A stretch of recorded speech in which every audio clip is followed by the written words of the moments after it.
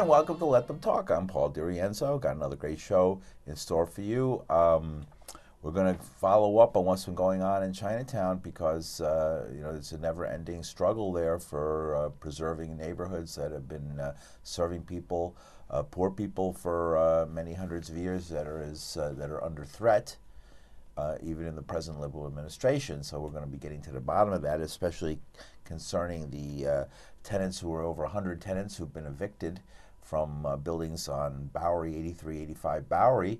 And we're going to talk about that in depth because we have folks who know about it. We have joining us, and thank you for joining us, Sarah An from the Chinese Staff and Workers Association, and Vincent Chow, who's a member of the 8385 Bowery Tenants Association, is here to talk about their struggle to keep their homes. 100 people evicted is no small number, and especially when it guts the history and culture of the community, then you have to take even double notice.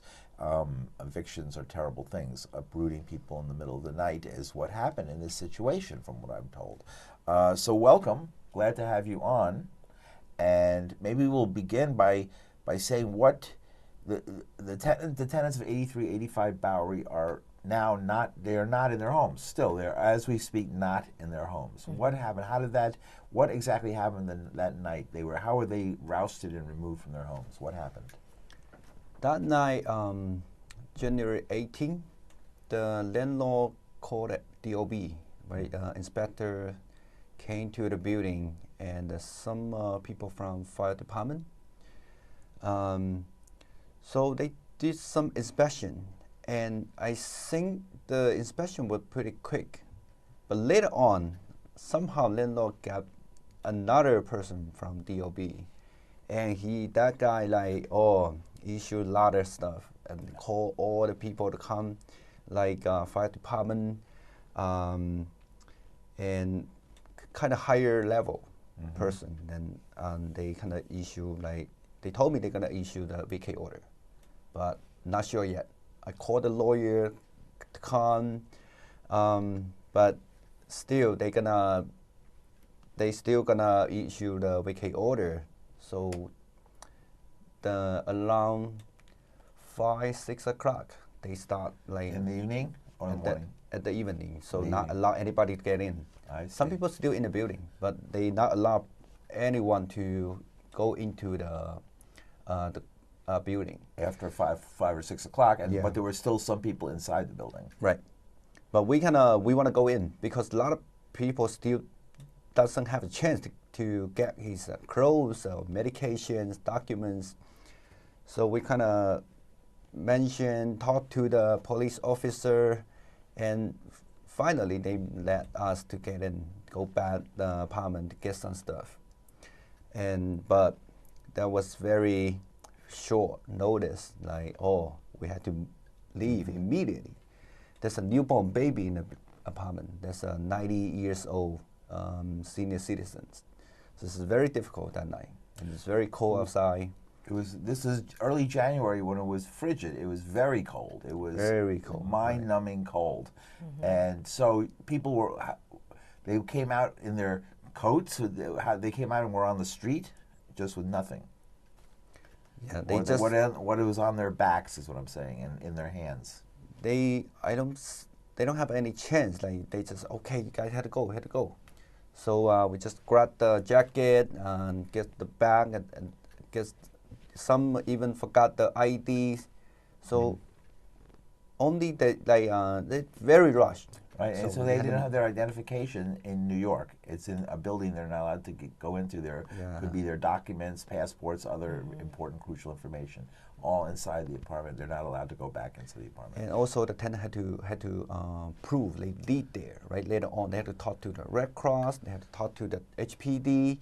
They all require a lot of documents before they go in to get your stuff. Right. No, after. After, I know, but before they would let you go in to get your stuff, after they removed everybody. If you wanted to go back in, you had to show paperwork that you lived in the building. No, they're not letting anyone back into the building. At all? Yeah, but they had to go to the Red Cross to fill out paperwork. Oh, I see. But it's, they show your ID. Then what happened next? As people were left, the Red Cross was there. So Red Cross, they put the tenants into a school, IS 131, close by. So all the tenants stay there. We're just waiting then to fill out the forms and talk to the Red Cross. Many people show up. Person from the city, like representative, kind of tell us what's going on, but very unclear. And Red Cross and also DOE. How was the Red Cross? What was their role like? Red Cross, they mentioned they just provide emergency housing for 3 days, few days. Right. The person from the city mentioned, okay, there's a vacate order because the building was danger, structural the problem, like a staircase and the fire escape. Right. Well, from what you told me, this has been, people have been talking about this for a while. Yeah. But yet the decision to vacate came very quickly, and not from the first inspector, but from a second inspector. As if like the first inspector did not approve the vacate, and then they got somebody else to do it. Yes, it's very, very clear. Like the landlord got those person back to the building. It's different person. Right. Yeah. Well, you know, I've lived in the Lower East Side since the days long before the Tompkins Square Park riot, so I have seen this exact thing happen. I saw it happen on many locations. It's almost like a play, to the point where when the Red Cross shows up, their role is to facilitate an eviction, not to help you really. Yep. No, it's not. So They're always every time. I mean, it's if 10 years ago, 20 years ago, they seem to be part of the deal, right? That they come in, the Red Cross. I'm most mad at the Red Cross was they put a aura of like helping and that in fact what they're really doing is facilitating. If they weren't there to give you 3 or 4 days of housing, they wouldn't be able to evict you. Yeah. So in the vacate order, they have the landlord given like 2 weeks to repair the building, but they did not. So it's been 2 weeks now. Yes, Thursday, but they already have a public statement. They cannot repair, or they need more time, or something like that. But we know from very beginning, right? That's violation already like 2 years ago. Right. I mean, why couldn't they do the repairs while you were still in the building? They don't want to do the repair. The purpose is to keep the tenants out. It's not to repair the building. You say it better than I could.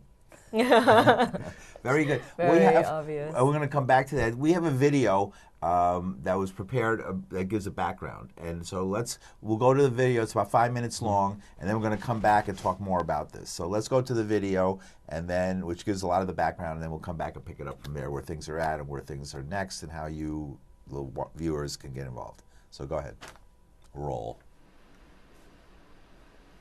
我一家4口，2个儿子，我老公住在这里5年了。我一嚟到美國就喺呢度住噶啦，住咗36年。大概住在这里快19年了。我先生7、8年就住在这里了，我是8、9年来了，20多年了。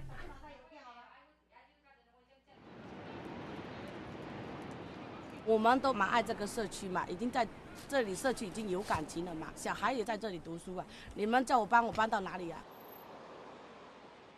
我去邊度租地方啊？而家周圍租地方唔係咁易噶喎，而且呢年紀又大咯，我去邊度啫？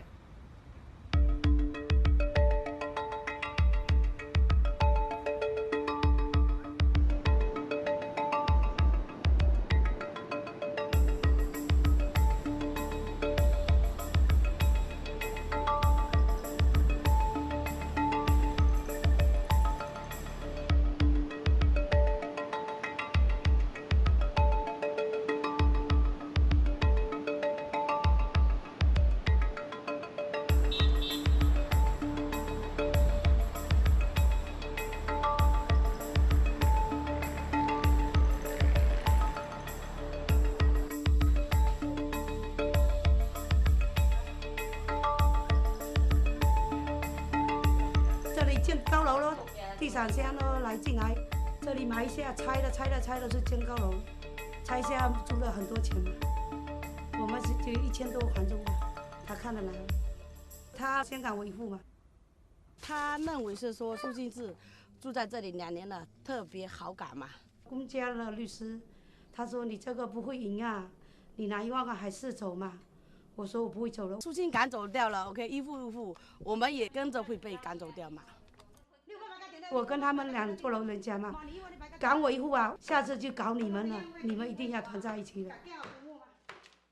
然后我们这几栋都没有例证，然后他全部一起告我们。大家都過啊嘛，咁大家咪聯合起嚟咯。遇到这种事情，我们都会很怕，因为对方是有钱的嘛，我们没钱。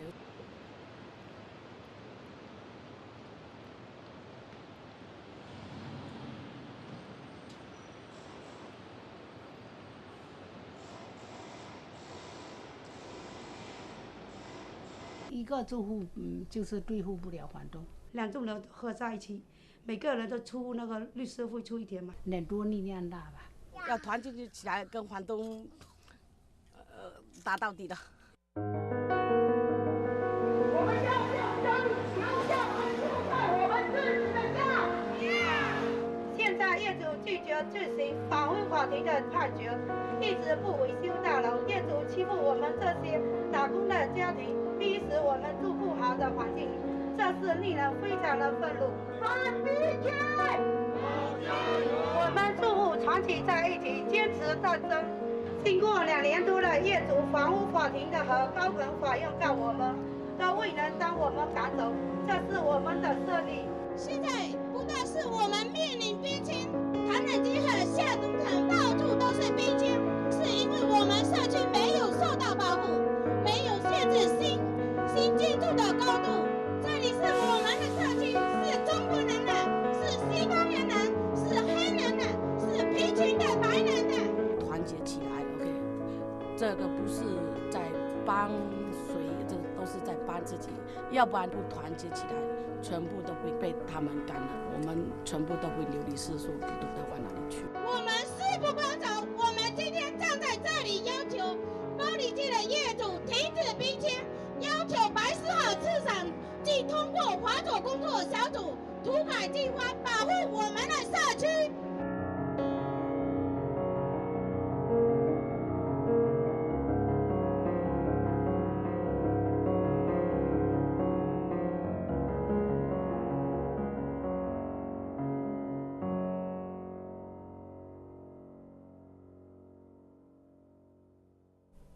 All right. Well, that was an interesting video. So we got a lot of background there. Have you met Joseph Betesh? I never see him. Never see him.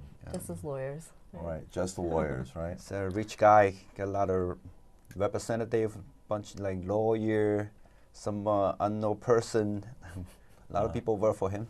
Right. All right. So we're speaking with Sarah An here, who's from the Chinese Workers Staff and Workers Association, and we're also talking to Vincent Chow, who is part of the 83-85 Bowery Tenants Association, and we're discussing the eviction of 100 people, 27 families, at the behest of Joseph Betesh of Milestone Equities, who bought. This is part of a buy of 11 Bowery buildings for $62 million in cash. Right. 2013, right? Then he started Eviction, 2015, early 2015. Okay. Just very smart.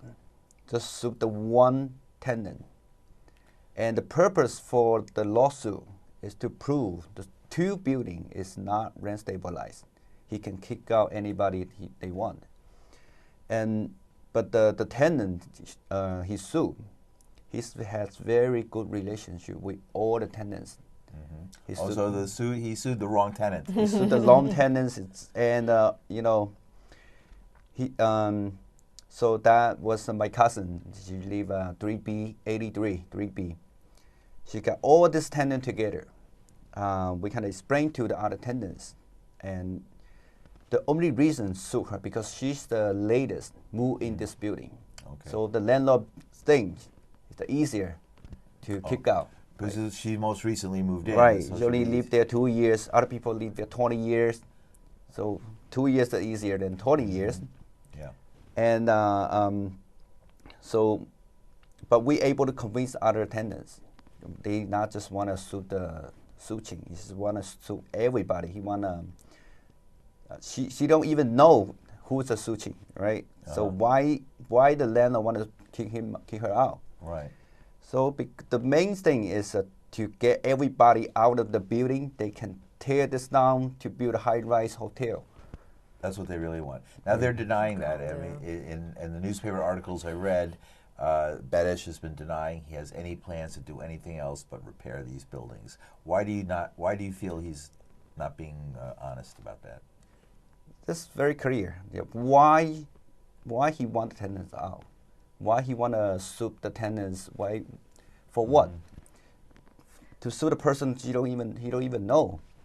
And those tenants was there for a long time. They lived there. This church. They say possession is 99% of the law. So if you're not in possession, you don't have as much rights as if you're actually living inside the building.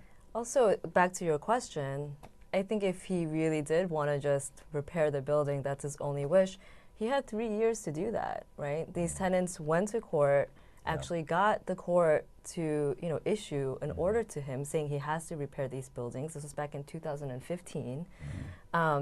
He's had ample opportunity to fix the building, right? So to come now when, there's all of this happening and the tenants are not just staying quiet and are, trying to, expose what's been basically done. 5 years after he bought the building, all of a sudden he's discovered there's a problem. How did there's a chronology here, but there was, so you went to housing court and they tried to say, for somebody who wants to help everybody and to fix the building, the first fight he picked was that you're not rent stabilized. Well, that's a bit of a signal there. So, okay, so you go to court, and what did the judges rule? I have the paperwork here. We won't go through it all, but fascinating enough, you provided quite a lot of material, the actual, copies of the actual documents. Here's the Homes and Community Renewal, the state of New York, and all these different institutions that have gotten involved, the judges and what have you. And so can you tell me what this all means? Did they decide that you were rent stabilized? Did they say you were not? What happened next? So a lot of thing going on in 2016. We retained the non-profit lawyer at the MFY Legal Service. So she filed the HP action, and we bring back the HPD to do a lot of inspection. The HPD issue 200 violation, including the serious violation, Class A violation. They had to repair immediately, and the landlord refused to repair. He even made the building worse. And then, so we go to the court. There's a court paper showing the landlord have to repair the serious violation, Class A violation, in 2 months. But if not, he might go to jail. But in the end, 2 years later, he still not repair the building. Even he got a vacate order to kick the tenants out, he's still not in the jail. He's still on vacation. And So nothing's happening. Is there any work going on in the building at all now, or just are they going in there and actually doing work? they doing some work to, clean up, tear down those ceilings, threw out some garbage, Right. but they not doing any repair. Yeah, the staircase, I think, is Yeah, still... We hire, As you can see. we have an engineer. We even all the tenants put the money together to hire engineer to prove. So we got a very good engineer report showing this is a rent stabilized building. It's not the landlord. So they did rule. In the end, they ruled that it was stabilized. The judge ruled it was stabilized. The judge did not have an order yet, but the judge referred the issue to the DHCR.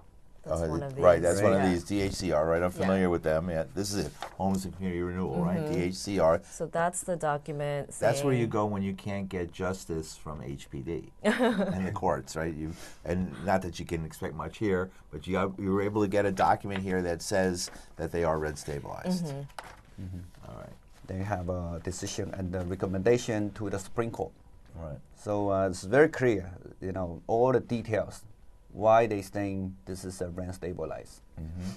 But 1 week after this recommendation come out, so you're rent stabilized. They've ruled, DHCR's ruled. They sent the letters out. You're rent stabilized, and 1 week later, so he got the Department of Building person to get the vacate order, kick the tenants out. right. Well, we began talking about at the beginning of the program, Right. where they came and tossed everybody out into the freezing cold.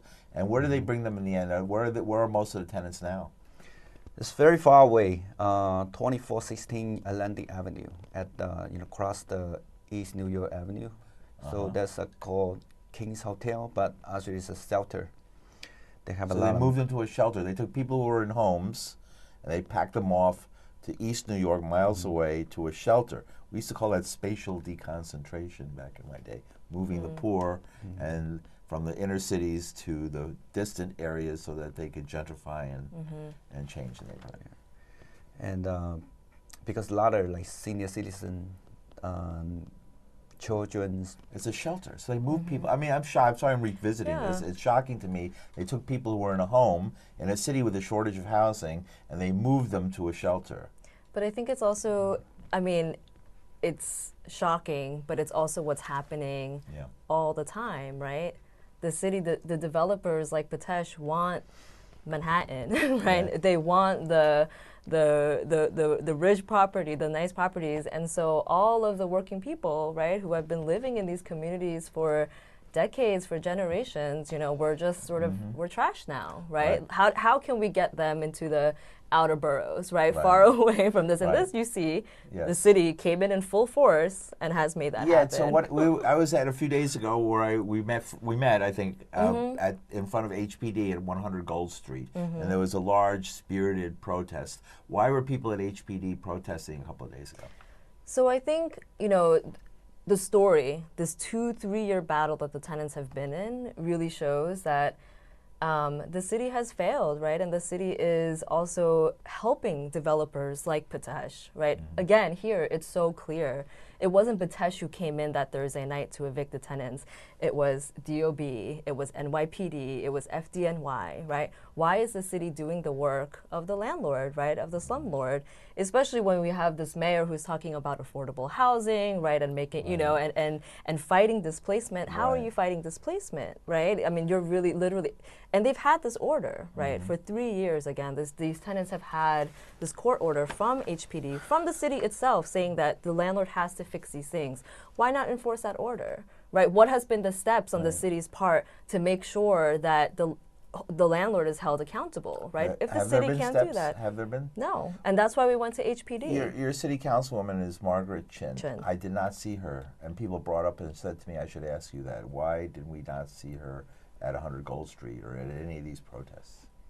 I mean, that's a good question. Where was she? Where was a lot of the, She ran as the first, I believe the first elected Asian American councilwoman, and she specifically was put there. I remember when they drew I was there at the meetings when they drew the voting districts for the specific purpose of making sure people in Chinatown were represented. And now this person is not to be seen. She cannot represent Chinese. She's sell-out Chinese. She we've been fighting for equal protection at Chinatown or Lower East Side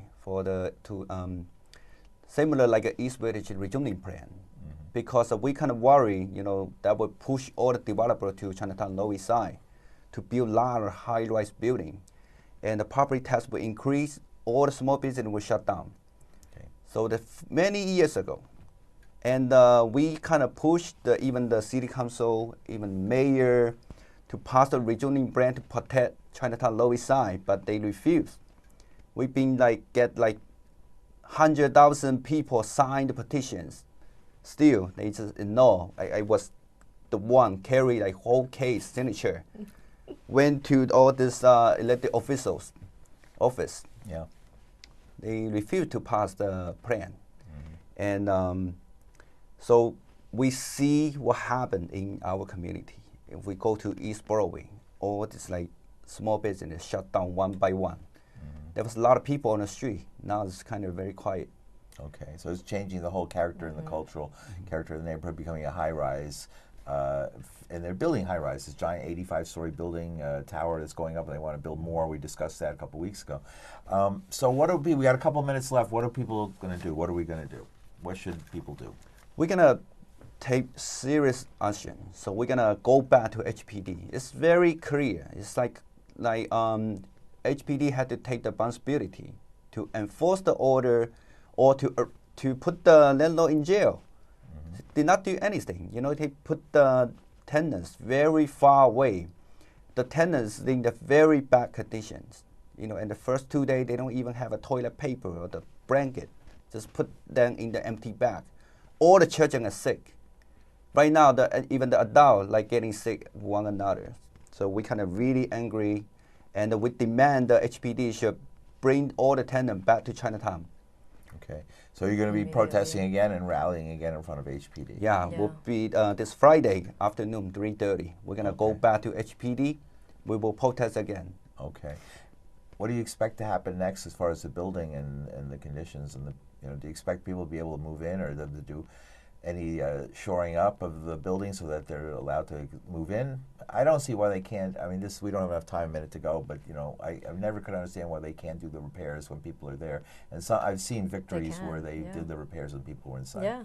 They put up a steel cage in no time at all. I've seen it. Yeah, that's what the tenants have been trying to get. That's why they even put a steel hired their cage inside own the building engineer. while the people are there. Yeah, it's possible, you know. And so I think also the tenants, what we've been demanding, and the coalition and all the supporters, is that HPD should also take over the repairs, right? There's also no reason why the city, there's actually has been cases where they've done that, right? If the landlord is negligent, the landlord refuses, or the landlord continues to drag this out, how long are the tenants going to stay, you know, in other places? Okay. How can people, we just have half a minute, how can people get more information? Because this is a wonderful discussion, we have to do more. Well, how can people find out more? So I just want to plug a couple of ways. One, the tenants do need ongoing financial support, right? There is a GoFundMe set up for them, gofundme.com/stopdisplacement. And you can also go to CSWA or a Facebook page, Youth Against Displacement.